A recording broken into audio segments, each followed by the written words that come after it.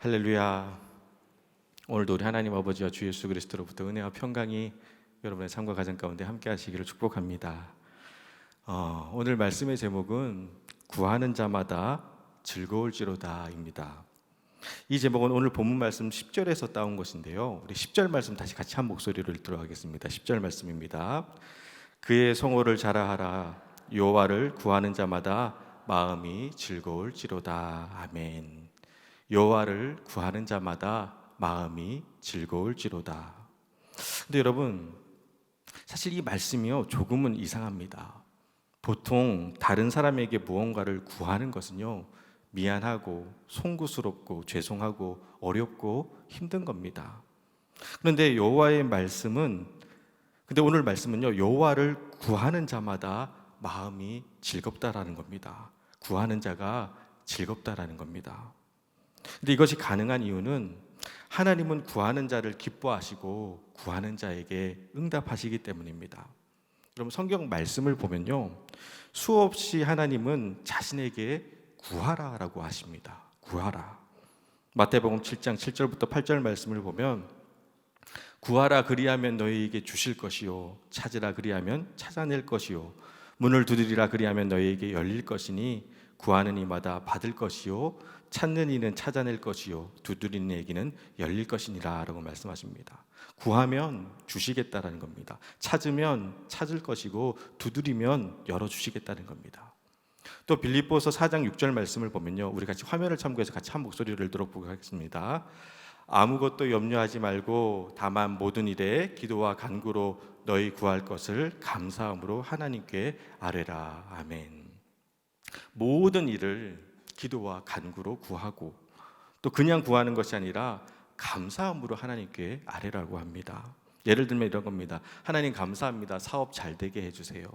하나님 감사합니다. 우리 아들 이번 시험에 꼭 합격하게 해주세요. 하나님 감사합니다. 제가 많이 아픕니다. 이 병 고쳐주세요. 여러분 어떠세요? 감사함으로 구한다는 것이 조금 어색합니다.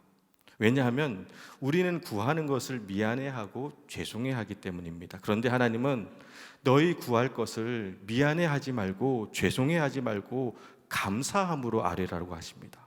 즉 하나님은요 우리가 구하는 것이 좋으신 겁니다. 그러니 하나님께 구할 때 눈치 보지 말고 망설이지 말고 죄송해하지 말고 미안해하지 말고 감사함으로 구하라라고 하신 것입니다. 또 시편 119편 2절 말씀을 보면요 전심으로 여호와를 구하는 자는 복이 있도다라고 하십니다. 이 말씀도 이상합니다. 솔직히 여러분 전심으로 구하면요 부담스럽습니다. 만약 누군가가 여러분에게 이거 꼭 해주세요, 제발 부탁드립니다, 제발요 하고 이렇게 구하면 여러분 어떠실 것 같으세요? 되게 곤란하고 부담스러울 겁니다. 그런데 여러분 하나님은요 하나님 이거 꼭 해주세요, 제발 응답해 주세요, 반드시 해주셔야 됩니다 하며 온 힘을 다해 구하는 사람을 복되게 여기신다라는 겁니다. 또 역대하 16장 9절 말씀을 보면요 여호와의 눈은 온 땅을 두루 감찰하사 전심으로 자기에게 향하는 자들을 위하여 능력을 베푸시느냐니라고 말씀하십니다. 여호와의 눈은 온 땅을 두루 감찰하시다가 전심으로 자기에게 향하는 자에게 능력을 주신다라는 겁니다. 즉 능력 주시기 위해서 자기에게 구하는 자들을 하나님은 온 땅에 찾고 계신다라는 겁니다. 자, 이제 여러분 우리가 구하기를 얼마나 하나님이 원하시는지 느껴지시나요? 그러니 여호와께 구할 때마다 마음이 즐거울 수밖에 없는 겁니다. 이유는 하나님은 우리가 구하는 것을 기뻐하시기 때문입니다. 그래서 하나님께 구하는 것은, 즉 하나님께 기도하고 간구하는 것은 하나님도 기뻐하시고 우리도 즐거운 겁니다. 그런데 안타까운 것은요 이 좋은 것을 우리가 제대로 누리지 못하고 있다는 겁니다. 구하면 주신다고 하셨는데도 구하지 않고 있습니다. 더 안타까운 것은 구하지 않으면서 걱정하고 염려하고 근심하고 두려워하며 살아간다는 겁니다. 여러분 구하세요. 감사함으로 아뢰세요. 전심으로 구하세요. 끙끙 속앓이하지 마시고 무서워 벌벌 떨지 마시고 머리 싸매고 누워 근심하지 마시고 구하세요. 여호와께 구하는 자마다 마음이 즐거울지로다. 바라기는 여호와께 구함으로 여러분 마음이 즐거웠으면 좋겠습니다. 근심과 아픔과 상처와 눈물을 갖고 왔다가도 기도하고 나면 여러분의 얼굴이 해같이 빛나게 되기를 주님 이름으로 축복합니다. 오늘 금요 기도에 마치고 나가는 여러분의 얼굴이 즐거웠으면 좋겠습니다. 마음을 다해 구하세요. 전심으로 구하세요. 그래서 즐거워하세요. 오늘 금요 기도에 나가시고 여러분 나가실 때 교회 그 문 나가실 때 로비에서 거울 한 번씩 보고 가세요. 얼굴에 근심과 걱정이 여전히 가득하신 분은 여러분 나머지 공부하셔야 됩니다. 빠꾸 더 기도하셔야 됩니다. 바라기는 구하는 자에게 주시는 하나님의 이 즐거움이 우리에게 가득하기를 주님의 이름으로 축복합니다. 다음으로 여러분 구하는 것은요 항상 하는 겁니다. 항상. 우리 11절 말씀입니다. 11절 말씀 우리 같이 읽겠습니다. 여호와 그의 능력을 구할지어다 항상 그의 얼굴을 찾을지어다. 아멘. 말씀을 보면요 여호와 그의 능력을 구하고 항상 그의 얼굴을 찾으라고 하십니다. 가끔 또는 어렵고 힘들 때 찾는 것이 아니라 항상 찾으라는 겁니다. 여러분 기도는요 항상 하는 겁니다. 여러분 우리 올해 교회 표가 뭔가요? 항상 깨어 기도하라. 이거 모르시면 난 놓고 기억자도 모르시는 겁니다. 항상 깨어 기도하라. 항상 기도하라는 겁니다. 이 항상이란 단어의 사전적 의미는요 언제나 변함없이입니다. 기도는 언제나 변함없이 하는 겁니다. 그리고 그렇게 항상 기도하는 당신의 자녀들을 위해서 하나님도 항상 언제나 변함없이 우리 기도에 응답하시기 위해서 역사하기 위해서 하나님도 일하고 계십니다. 시편 121편 4절 말씀을 보면요 이스라엘을 지키시는 이는 졸지도 아니하시고 주무시지도 아니하시리로다 라는 말씀이 있고요. 또 이사야서 62장 1절 말씀을 보면 나는 시온의 의가 빛같이 예루살렘의 구원이 햇불같이 나타나도록 시온을 위하여 잠잠하지 아니하며 예루살렘을 위하여 쉬지 아니할 것인즉 이라고 말씀하고 있습니다. 우리 하나님은 졸지도 아니하시고 주무시지도 아니하시고 쉬지도 아니하시며 우리의 기도에 응답하시기 위해서 일하신다라는 겁니다. 여러분 우리의 기도는요 절대로 땅에 떨어지지 않습니다. 하나님께서 다 들으시고 우리 기도에 응답하시기 위해서 일하십니다. 졸지도 아니하시고 주무시지도 아니하시고 심지어 우리의 작은 신음조차도 외면하지 아니하시며 우리 기도에 응답하시기 위해서 우리 하나님은요 일하십니다. 하나님의 역사가 시작되는 겁니다. CCM 가수 러빔이 부른 하나님의 열심이라는 그 찬양이 있습니다. 그렇게 대중적인 찬양은 아니라서 모르실 수 있는데요. 이 찬양의 후렴구 가사를 보면요 이렇습니다. 혹시 이제 예배 끝나고 가서 한번 들어보셔도 좋을 것 같아요. CCM 가수 러빔이 부른 하나님의 열심의 이 후렴구 찬양 가사를 보면요 이렇습니다. 조금 느린 듯해도 기다려 주겠니? 조금 더딘 듯해도 믿어줄 수 있니? 내가 가는 길이 절대 헛되지 않으니 나와 함께 가자. 앞이 보이지 않아도 나아가 주겠니? 이해되지 않아도 살아내 주겠니? 너의 눈물의 기도 잊지 않고 있으니 나의 열심으로 이루리라. 조금 느린 듯해도 조금 더딘 듯해도 여러분 바라기는 믿음으로 기도들 할 수 있으시기를 바랍니다. 앞이 보이지 않아도 또 때로는 이해되지 않아도 기도를 멈추지 마시길 바랍니다. 우리의 눈물의 기도를 하나님은 절대로 잊지 않으시고 하나님의 열심으로 이루어 주실 줄 믿습니다. 여러분 꼭 기억하시길 바랍니다. 지금도 우리 하나님은요 하나님의 열심으로 우리의 기도에 응답하시기 위해서 일하고 계십니다. 그리고 이 믿음으로 항상 깨어 기도하는 저와 여러분이 되기를 주님 이름으로 축원합니다. 다음으로 우리 하나님은요 어디서나 도우시고 영원히 도우십니다. 우리 14절 15절 말씀입니다. 14절 15절 말씀 우리 같이 한 목소리로 읽도록 하겠습니다. 그는 여호와 우리 하나님이시라. 그의 법도가 온 땅에 있도다.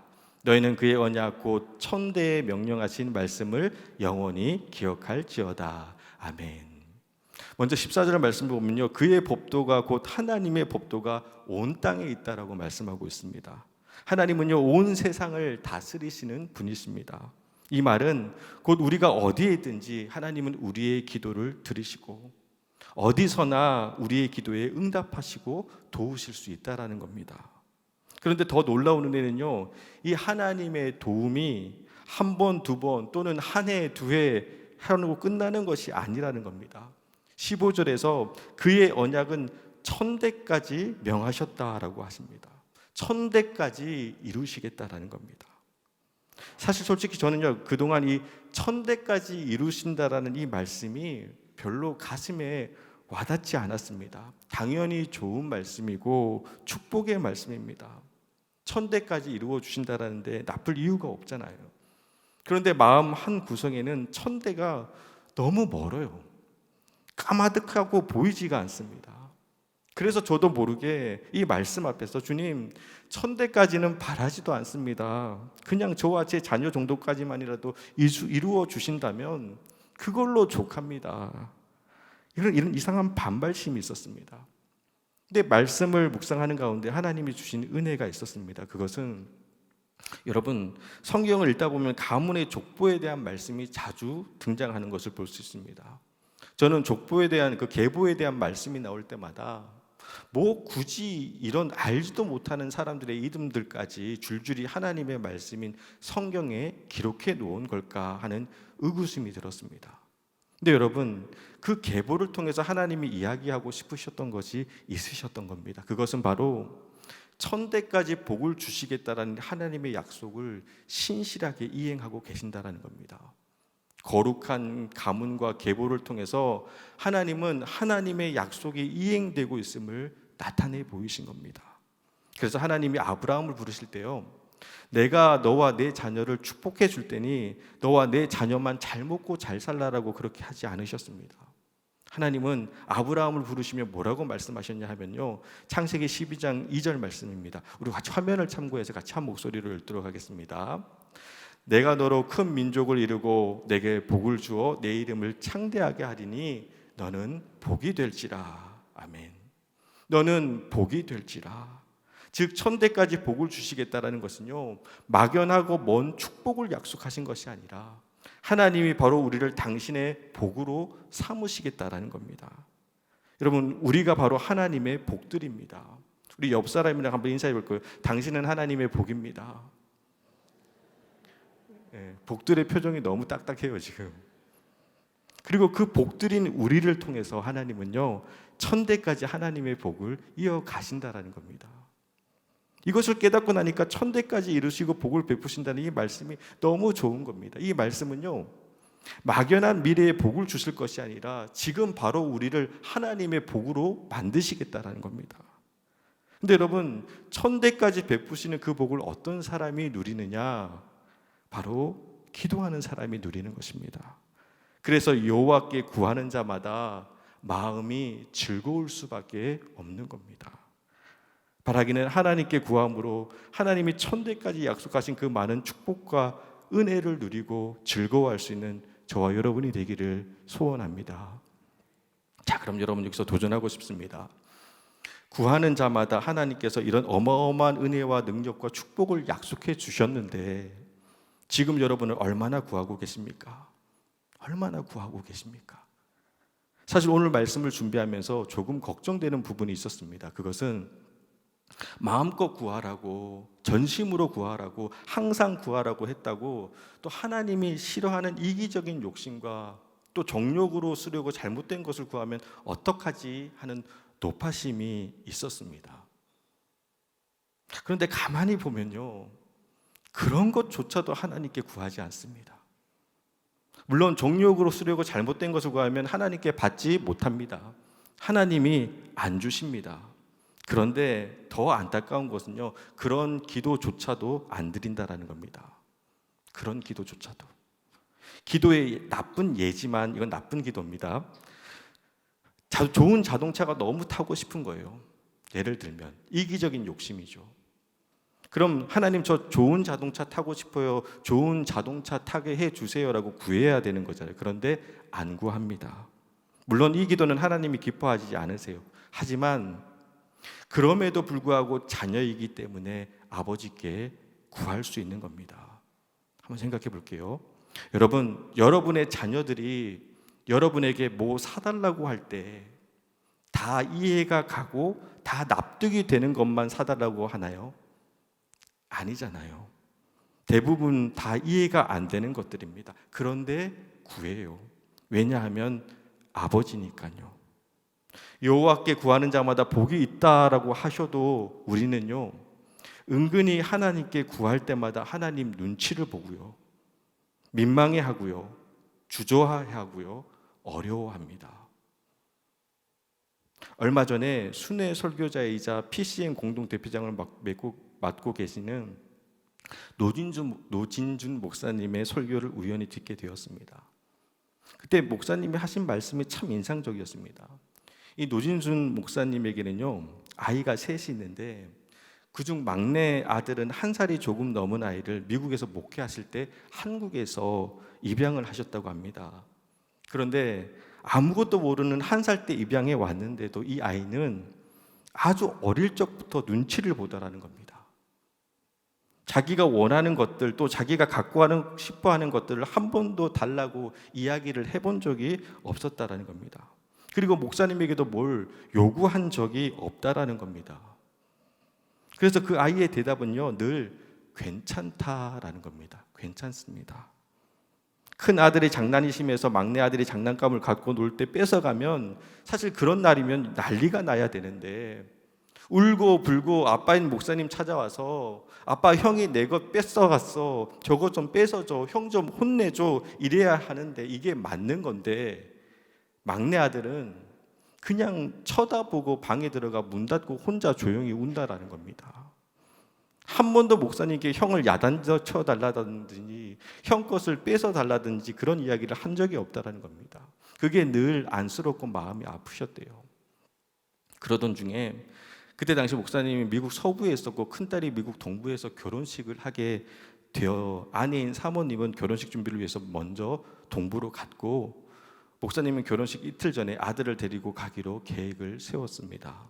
그런데 떠나기 이틀 전에 학교에서 운동을 하다가 다리를 다쳤다고 막내 아들에게서 전화가 온 겁니다. 이제 곧 비행기도 타야 되고 딸 결혼식도 앞두고 있는데 다리를 다친 게 못마땅하셨다고 합니다. 그래도 다쳤다고 하니 많이 다쳤어? 하고 물어보니 운동을 하다가 다쳤는데 조금 아프대요. 그래서 집에 일찍 왔다라는 겁니다. 그래서 목사님은 교회 일이 바빠서 데리고 병원에 가지 못했고, 아이에게 한의원 하시는 집사님께 연락드려 놓을 테니 거기 가서 침 맞고 다음날 비행기 타자 하고 전화를 끊었다고 합니다. 그리고 나서 저녁에 집에 와보니 다리가 여전히 부어 있더래요. 그래서 아들한테 내일 아침에 침 한 번 더 맞고 가면 되겠지? 괜찮지? 하고 물었더니 아들이 괜찮대요. 늘 하던 대답, I am okay. 나는 괜찮다라는 겁니다. 목사님은 그렇게 알아듣고 다음날 아침에 새벽 기도를 나가기 위해서 방에서 나오는데 이른 새벽인데 아들 방에 불이 켜져 있는 겁니다. 그래서 들어가 보니 발은 퉁퉁 부어 있었고 또 얼마나 울었는지 눈도 퉁퉁 부어 있더라는 겁니다. 너무 아파서 잠도 못 자고 밤새 펑펑 울면서 뜬 눈으로 지샌 겁니다. 그래서 많이 아프니 하고 물으니 조금 아프대요. 그날이 수요일이었는데 수요 예배로 교회일이 바쁘다 보니 목사님은 또 집사님께 연락 드려 놓을 테니 집사님 오셔서 침 한 번 더 놓아주실 거야. 그럼 괜찮아질 거야. 그리고는 교회에 나오셨대요. 그런데 목사님 마음이 편하지가 않으셨대요. 그래서 낮에 교회 이야기를 하고 아들을 데리고 응급실로 가셨다라는 겁니다. 응급실에 가서 엑스레이를 찍어보니 의사 선생님이 깜짝 놀라면서 많이 아팠을 텐데 이것을 어떻게 참았냐고 하며 사진을 보여주는데 다리뼈가 2개나 부러졌었고, 그리고 그 뼈가 서로 겹질려 있었던 겁니다. 급하게 수술을 하고 다리에 기부스를 하고 나오는데 아들이 차에 타자마자 뒷자리에 앉더니 딱 2마디를 하더라는 겁니다. Daddy, I am so sorry and thank you. 아빠 미안해, 그리고 고마워. 그 말을 듣는데 이 목사님이 이 속에서 화가 막 치밀어 오르시더래요. 그래서 아들한테 소리를 질렀다는 겁니다. 목사님 하신 말씀을 그대로 인용하면요, 이놈아, 그럴 때는 미안하다고 그러는 거 아니야. 그럴 때는 잘못했다고 고맙다고 그러는 거 아니야. 그럴 때는 화를 내야 되는 거야. 아빠 들었지? 아빠는 목회가 더 중요해, 내가 더 중요해. 아빠는 지금 내 다리가 부러졌다는데 관심이나 있어.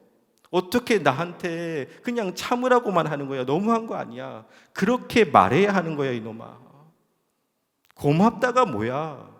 그리고 미안하다라는 말이 무슨 말이야? 그리고 그때 문득 이 아들이 아직도 나를 아버지라고 생각하지 않나? 왜 나에게 투정을 못 부리지?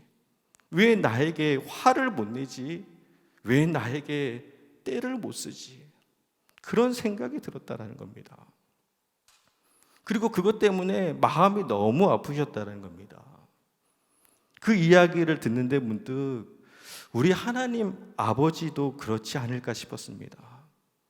밤새 한숨도 못 자고 뒤척이면서 눈이 퉁퉁 붓도록 울고 있으면서 왜 구하지 않느냐라는 겁니다. 어쩌면 우리 하나님도 무지 속상하실 겁니다. 이 애가 나를 아직도 아버지라고 생각하지 않는 건가? 아니면 이 애가 나의 능력을 믿지 못하는 건가?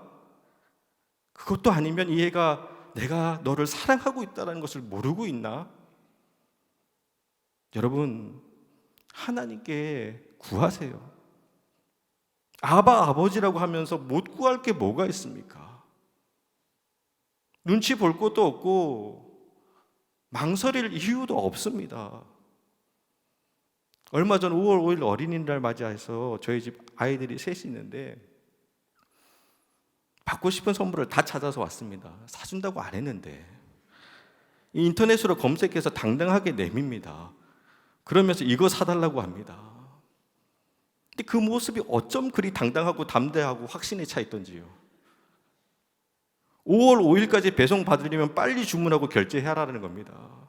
급하다라는 거예요. 그래서 어이가 없어서 내가 왜 사줘야 하냐고 물으니 아빠니까 사줘야 한다는 겁니다. 아빠니까. 근데 여러분, 이거보다 더 확실한 정답이 어디 있나요? 아빠니까 사달라고 할 수 있는 겁니다. 여러분, 하나님은요, 우리의 아버지십니다. 기도할 때 하나님 아버지라고 부르신다면 이제 그 아버지께 마음껏 구하세요. 당당하게 구하세요.